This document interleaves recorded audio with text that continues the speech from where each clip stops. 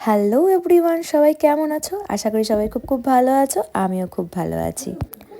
আজ চলে এসেছি আমি 12ই ডিসেম্বরের 3টি ব্রাইডের লুক নিয়ে তোমাদের সামনে। হ্যাঁ, ঠিকই শুনেছো, 12ই ডিসেম্বর। কি আর করব বলো, বাঙালি বলে কথা, লেট তো একটু হবেই, তাই না? নতুন বছর চলে এলো, নতুন বছরের ওয়ার্ক করলাম, কিন্তু কি এখনও তোমাদের পুরনো কাজগুলোই তোমাদের সামনে তুলে ধরতে পারলাম না। তাই ভাবলাম না, আজকে তো তোমাদেরকে দেখাতে হবেই। তাই আজকেই ফাইনাল যে আমি তোমাদের সামনে 3টে ব্রাইডের লুক তুলে ধরলাম। আর তোমরা অবশ্যই শেষ পর্যন্ত দেখো কেমন লাগলো আমার 3 ব্রাইডের লুক, তোমরা কিন্তু অবশ্যই জানিও। তো চলো যাওয়া যাক আমার প্রথম ব্রাইডের কাছে। আমার প্রথম ব্রাইডের লোকেশন হলো বড়বেলুন। দারুণ দারুণ, আমাকে দিদি এত অল্প সময়ে এত সুন্দর দারুণ একটা লুক দিয়েছে। থ্যাংক ইউ দিদি। ওয়েলকাম। টোটাল লুক নিয়ে আবার আসবো। আমার ফার্স্ট ব্রাইডকে টাইম দেওয়া ছিল দুপুর 2:30টার সময়, কিন্তু আমার ব্রাইড আমার কাছে এসে মেকআপে বসে দুপুর 3টেই।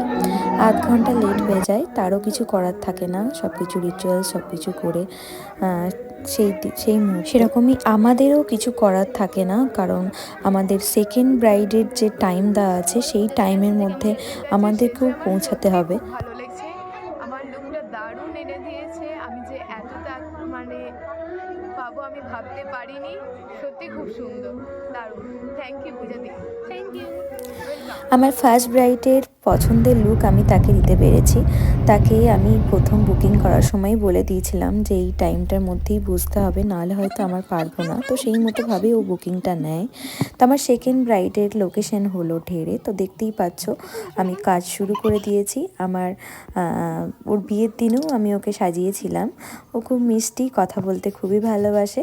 আর ওর আজকের ডিমান্ড ছিল আমার স্কিন টোন যেটা, তার থেকে তুমি মানে 1 টোন নামিয়ে দাও, তাও ঠিক আছে, যেন 1 টোন উঠিয়ে দিও না।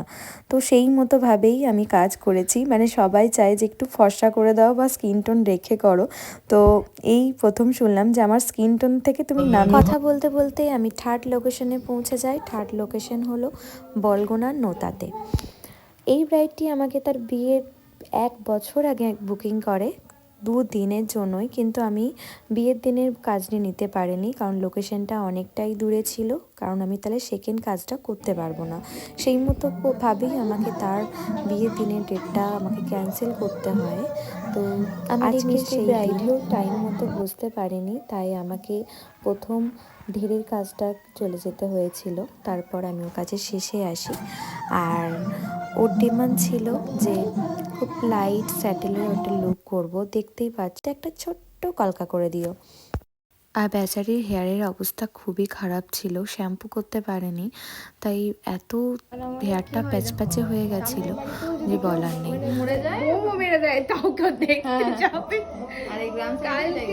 কালকে এত ডিজে বাজছে, আমার এই রুমটা বসে আছি, এদিকে যাচ্ছে ডিজেটা, যাই বলছি দেখো দেখো। দেখেছো কত গল্প করতে করতে আমরা কাজ করছি। তো এইভাবেই আমরা কাজ করে থাকি। যদি ক্লায়েন্টের সাথে আমাদের বন্ডিংটা ঠিক হয়ে যায়, সত্যি কাজ করতে খুবই ভালো লাগে।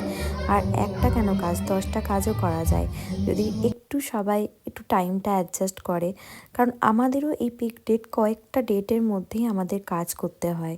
আর আমরাও এই সারা বছর অপেক্ষা করি এই ডেটগুলোর জন্য, এই কাজগুলোর জন্য। এত শ্যুট, এত কিছু, সবই তো এই আমাদের এই কাজের জন্যই।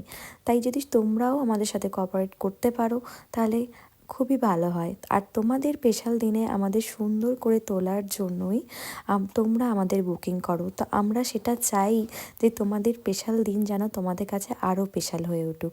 তো চলো আজকের দারুণ, খুবই ভালো। আর বসার সাথে সাথে অনেক রিভিউ পেয়েছি, খুবই সুন্দর। আর নিজেও রিভিউ দিচ্ছি, প্রতিটা টাচ আপ, এমনি মেকআপ, শাড়ি, এভরিথিং সমস্ত কিছু খুব ভালো। Thank you. তোমাদের এই 3টে লুক তোমাদের কেমন লাগলো তোমরা কিন্তু অবশ্যই আমাকে জানিও। আর এভাবেই পাশে থেকো আর ভালোবেসো। তো চলো টাটা।